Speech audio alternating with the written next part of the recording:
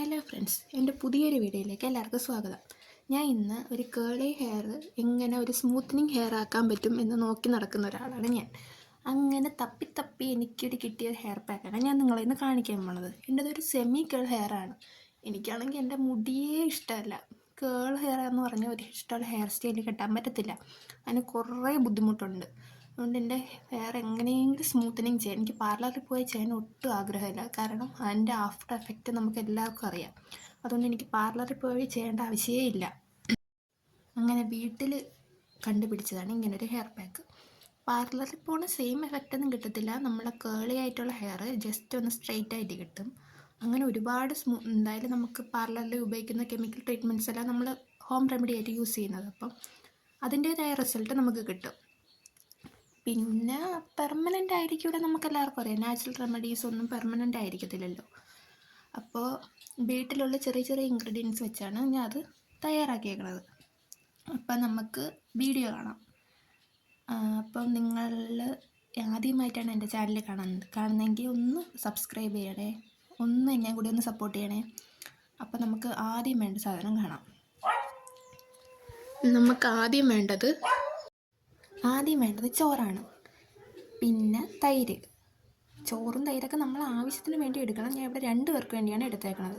പിന്നെ തേങ്ങ, പിന്നെ മുട്ട ഞാൻ പൊട്ടിച്ച് ഒഴിച്ചിട്ട് ഞാൻ കാണിച്ചുതരാം. ഞാൻ ഒരു കയ്യിൽ ക്യാമറ പിടിച്ചേക്കണോണ്ടാണ്. പിന്നെ മുട്ട, ഇതെല്ലാം കൂടെ നന്നായിട്ട് മിക്സിയിലടിക്കണം. ചെറിയ ചെറിയ തരികൾ കാണും, എന്നാലും നിങ്ങൾ മാക്സിമം നന്നായിട്ട് മിക്സിയിലടിക്കാൻ നോക്കണം. അതിനുശേഷം ഈ ഒരു കൺസിസ്റ്റൻസിയിൽ കിട്ടും.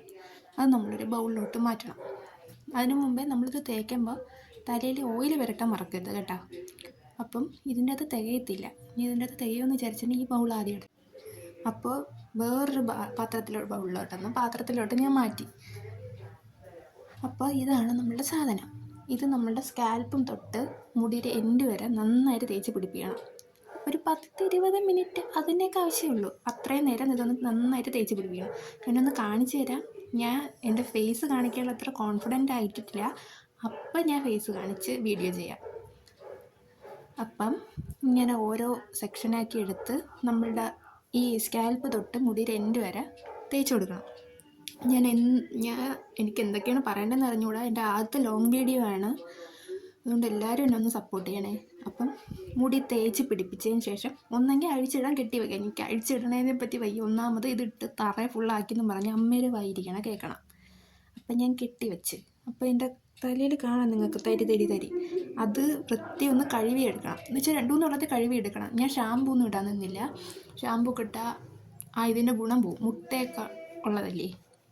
അതുകൊണ്ട് ഞാൻ ഷാമ്പൂ ഒന്നും ഇടാൻ ചെന്നില്ല. അപ്പോൾ നിങ്ങൾക്ക് ഇതിൻ്റെ അകത്ത് വേണമെങ്കിൽ പഴവും അലോവേറയും കൂടെ ചേർക്കാം കേട്ടോ. അപ്പോൾ ഇത്രയേ ഉള്ളൂ.